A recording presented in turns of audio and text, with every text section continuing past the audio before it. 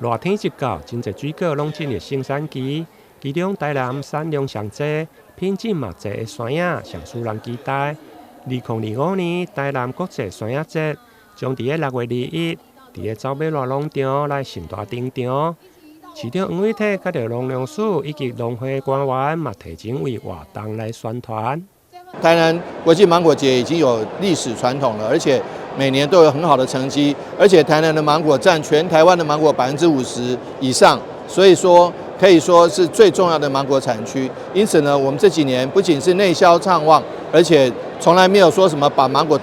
倒在曾文水库的也没有。但是不仅是销售畅旺，而且是外销，这个每次都越来越好。所以不仅是东南亚、东北亚，现在已经进军到欧洲了。尤其非常谢谢农业部的帮忙，防检署的帮忙，让台湾的芒果跟番石榴都能进入到欧盟市场。未来我们也将持续的努力，能够让农民的芒果销售更广，让他们的收益更好，让消费者都能品尝到最好的台南芒果。活动中邀请在地歌手，有山野公主称号的超友，再来一连串好听的歌曲，为活动来揭开序幕。今年台南国际山野节以着盛夏锋芒为主题，